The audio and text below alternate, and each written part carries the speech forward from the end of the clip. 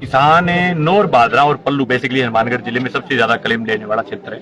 Claim में मिलने वाला क्षेत्र भी नौर बादरा और पल्लू ही है। इस पूरे क्षेत्र के अंदर तीनों जगह महापंचायतें हुई है, हजारों लोग महापंचायत में आए और ये लोगों का आना ये साबित करता है कि लोगों के अंदर गुस्सा है और अभी तक जो लोग समझे नहीं है इस बात को, धीरे धीरे लोगों के समझ में आ रहा है कि ये बीमे की जो योजना है इसको खत्म करने का प्लान है। स्मार्ट सैंपलिंग से अगर होगा तो आपने एक क्लेम देखा है 120 करोड़ रुपए बना है रबी 2023-24 का, अब खरीफ का बनेगा तो ये हालात खरीफ की होगी, फिर यही हालात अब अगर हो जाएगी तो फिर ये लास्ट में जाकर के 15-20 करोड़ पर आ जाएगा। जिले का वो ऊंट के मुंह में जीरे के समान है। ये योजना को खत्म करने का स्मार्ट सैंपलिंग तरीका है। इस योजना को बर्बाद करना चाहते हैं। केंद्र सरकार की कंपनियों को छूट है, जहां क्लेम बन जाता है वहां कंपनियां लगा देती है ऑब्जेक्शन। अब जब ऑब्जेक्शन के लिए लोग लड़ने लग गए, सड़क पर खड़े हो जाते थे, रोड जाम कर देते थे लोगों के मूवमेंट के कारण। पिछली बार रबी 2022 का करीब 2021 का जिन जिन पटवार मंडलों में ऑब्जेक्शन था, लोगों ने लड़कर के ऑब्जेक्शन तुड़वा लिया। बीमा कंपनी को आखिर में पैसा है जो किसान के खाते में डालना पड़ा।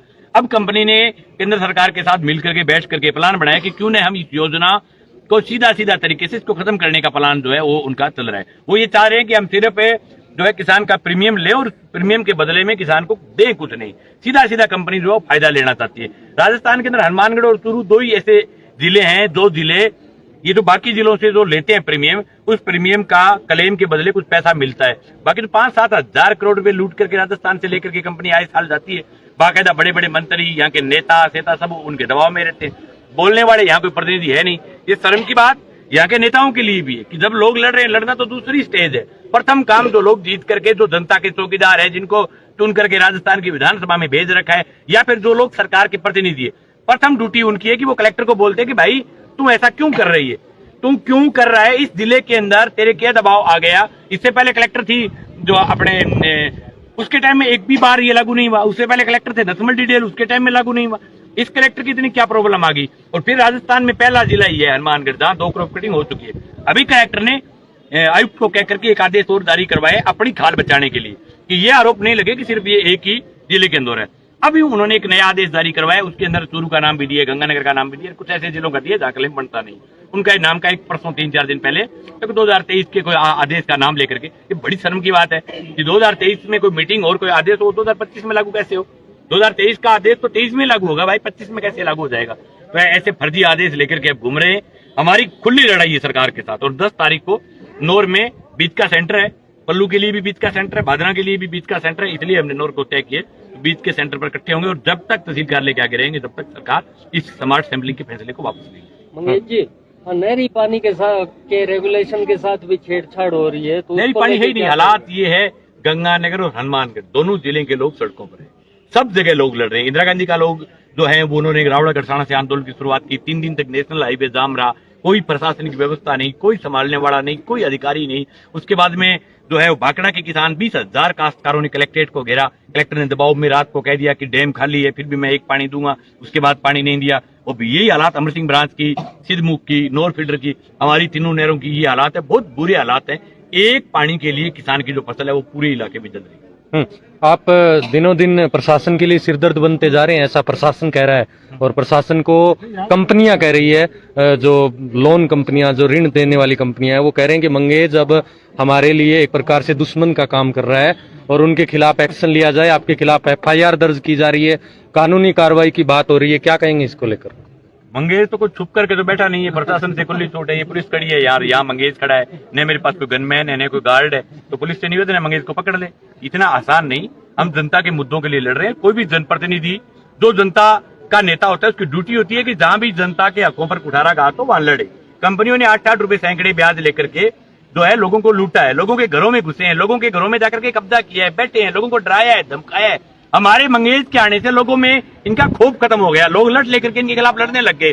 कंपनी की मतलब क्या है कि उनका जो है पूरा सिस्टम हिल गया है। हिले में लोग अभी कभी ज्ञापन दे रहे हैं, मंगेश के ऊपर कार्रवाई करो, उसको गिरफ्तार करो। ये मंगेश की आवाज रुक नहीं सकती, बंदूक की गोली से रुक सकती है। अब अगर आप गोली मार करके मरवाना चाहते हो तो मरवा दो, उसे तो रुक सकती है। लेकिन ये भी कह रहा हूं, मरवाने के बाद भी विचार किसी के खत्म नहीं होते, हजारों लोग मंगेश बनेंगे।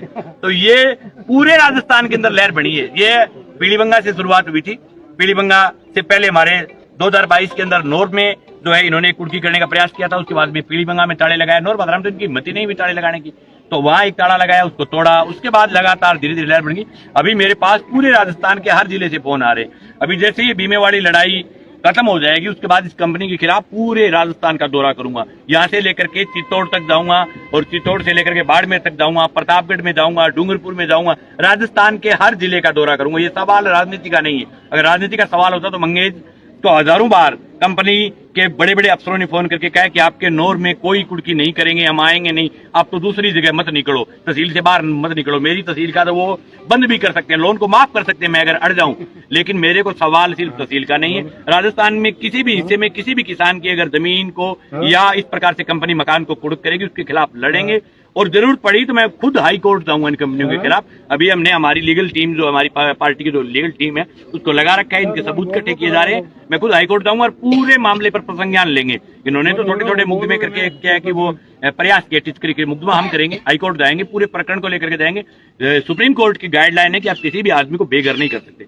और मैं यहाँ के कलेक्टर को भी आपके मीडिया के माध्यम से चैलेंज कर रहा हूँ कि कलेक्टर कंपनियों के साथ मिला हुआ है, कंपनियों का रखेल बन करके काम कर रहा है। आप जिले के कलेक्टर हो, आप किसी सरकारी बैंक के लिए, सरकारी बैंक के ऋण को निकलवाने के लिए आप काम करो तो मैं मानता हूं कि ये राज का काम है। लेकिन आप किसी निजी फाइनेंस कंपनी के लिए राजस्थान की पुलिस को भेज रहे हो, वहां मतलब कि 50-50 जवानों को भेज रहे हो, और कलेक्टर जो है वो उनके लिए 50-50 मकानों की ताला लगा रहा है। ये सुप्रीम कोर्ट में हम कलेक्टर के खिलाफ भी जाएंगे, हाई कोर्ट भी जाएंगे। आप किसी भी आदमी को, जब तक पुनर्वास की व्यवस्था नहीं हो, आप किसी भी आदमी को बेघर नहीं कर सकते। मैं कलेक्टर से कहना चाहता हूं, आप कानून पढ़ें, कंपनियों से अकेली से काम नहीं चलेगा। आप जनता के जो है वो अधिकारी हैं, जनता की भी सुने। आपका काम सिर्फ कंपनी की सुनने का नहीं है, आप लोगों की भी सुने। कंपनी 8 रुपए, मैंने कभी लोगों को नहीं कहा कि आप लोन खाइए, 90 पैसे का जायज ब्याज है, तो आरबीआई की गाइडलाइन लोगों से लीजिए आप। लेकिन आप तो 2300 रुपए एक दिन की पेनल्टी। आजादी से पहले एक आंदोलन हुआ था लोगों का लगान के खिलाफ, ये लगान की तरह आंदोलन, ये सिर्फ राजस्थान में नहीं, आप देखते रहना, आपको 1 महीने के बाद लगेगा पूरे प्रदेश में फैलेगा। और अभी भी कंपनी वाले जिक्र नहीं करते, पंजाब के अंदर इनके आदमियों की हिमाकत ही नहीं होती कि किसी के घर जाकर के लोन मांग ले। इनका काम ही है फोन करो, अगला अगर वो इजी वे में है तो वो आपको देगा, अगर उसके आर्थिक प्रॉब्लम है तो आप लीगल कार्रवाई करो। आप किसी के घर जाकर के बैठ रहे हो, सिराए मतलब के साथ में लेकर जा रहे हैं, टिफन लेकर के जा रहे हैं, सिराना लेकर के जा रहे हैं, उसके घर जाकर के सो रहे हैं। तो ये तो आजादी से पहले ऐसी व्यवस्थाएं होती थी कि भाई गांव में एक बड़ा आदमी होता था, उसने किसी को दे दिया, फिर उसके घर पर कब्जा कर लिया, उसकी जमीन पर कब्जा कर लिया। आपके बाप का राज थोड़ा ही है ये। हिंदुस्तान जो है वो स्वतंत्र देश है, इसके अंदर आप अगर कह रहे हो कि जो आपने लोन लोगों को दिया, लोगों ने लिया क्यों? इनकी कंपनियों के लोगों को टारगेट मिलता है कि आप 35 लाख का लोन महीने में दीजिए तब आपको 20,000 रुपए की तनख्वाह मिलेगी। इनको टारगेट मिलता है आप 70 लाख का लोन कीजिए तब आपको 20,000 रुपए तनख्वाह मिलेगी। जब इनका टारगेट पूरा करने के लिए ये भोले भाले लोगों को, जो अनपढ़ होते हैं, जो पढ़े लिखे नहीं होते, उनको फंसाते हैं।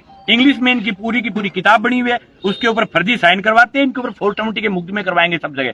और ये जहां भी फर्जी कंपनी के लोग दिखे, मेरा खुला ऐलान है कि गांव के अंदर ऐसे लोगों के खिलाफ कार्रवाई करें। और कुछ लोग ये भी कह रहे हैं कि हम जो कंपनियों में जो काम करने वाले जो नौजवान है, जो हमारे क्षेत्र के, हमारी उनके साथ लड़ाई नहीं है, हमारी लड़ाई कंपनी के डायरेक्टर के साथ है, कंपनी की नीतियों के साथ। लेकिन वो पार्टी बन रहे थे, 3-4 दिन पहले एक ज्ञापन दिया और उस ज्ञापन के ऊपर ये पूरा साइन करके नाम नहीं लिख पाई। ये जो है ये मंगेश चौधरी के नाम का खोप है। इनकी ये हिम्मत नहीं भी कि उस ज्ञापन के नीचे ये लिख दे कि मैं फलाना राम कंपनी की इस पद पर हूं, मेरे ये मोबाइल नंबर है। तो ये क्या मंगेश चौधरी का मुकाबला करेंगे जो ज्ञापन पर साइन नहीं कर सकते और कह रहे हैं मंगेश का मुकाबला कर लें, आपसे नहीं होगा। और जो नौजवान है, जो नौकरी करें, उनसे मेरा निवेदन है कि आप जो है आप ऐसी कंपनियों की, ऐसे दलालों को छोड़ करके कोई अच्छी नौकरी करें जिससे गरीब लोगों की हाय लगेगी। ऐसी नौकरी जिस 20-30 हजार रुपए के लिए आप किसी गरीब, कोई फांसी के फंदे पर तुम रहे, कोई बेचारा मर रहा है, कोई आदमी अपनी पत्नी के जो है वो अपने जेवर बेच करके पैसा दे रहा है, ऐसी नौकरी का आप छोड़िए। नौकरियां देश में और बहुत है, रोजगार की कमी नहीं है, दूसरे रोजगार करें। हालांकि ये जरूर है कि केंद्र सरकार की और राज्य सरकार की कमी के कारण गवर्नमेंट रोजगारों की देश के अंदर प्रॉब्लम। तो नौजवानों के साथ हमारी कोई लड़ाई नहीं, लेकिन फिर भी अगर नौजवान पार्टी बनना चाहते हैं तो मुझे ये भी पता है कि उनके नौजवान हमें आकर के बताते हैं जो नौकरी छोड़ दी, जिनका जमीर जाग गया। मेरी फेसबुक के नीचे सैकड़ों नौजवान लिखते हैं जो नौकरियां छोड़ चुके हैं, वो कहते हैं भाई साहब बहुत लूट है, हमारा जमीर जाग गया इसलिए हमने छोड़ दी। फिर भी अगर कंपनियों के नौजवान अगर पार्टी बनना चाहते हैं तो मेरा उनसे निवेदन है कि मित्रों, पार्टी बनने का आप प्रयास नहीं करो, हमारी कंपनी के साथ लड़ाई। जो कंपनी जिसके पास, जो इस आईयू फाइनेंस का जो मालिक है, जो 1500 रुपए के मोटरसाइकिलों का लोन करता था एक छोटी सी दुकान के अंदर, और आज वो 1 लाख करोड़ रुपए का मालिक है। उसने स्विस बैंक से थोड़ा बहुत कर्जा लेकर के 50 पैसे 25 पैसे ब्याज पर, और यहाँ के काश्तकारों को 8-8 रुपए सैकड़े, 7-7 रुपए सैकड़े पैसा दिए। लोगों ने 6 लाख का लोन लेकर के 15-15 लाख भर दिया, फिर भी उसके मकानों को कुड़क कर रहे हैं। इनका कतई लक्ष्य नहीं है किस्तें लेना, इनका उसके मकान को कुड़क करने का उनका लक्ष्य होता है। यानी लोन देने से पहले ये तो देखना चाहिए इनकम ऑफ सोर्स क्या है। आप किसी को लोन दे रहे हो, सरकारी बैंकें ये देखती है कि ये वापस चुकाएगा, इनकम ऑफ सोर्स क्या है।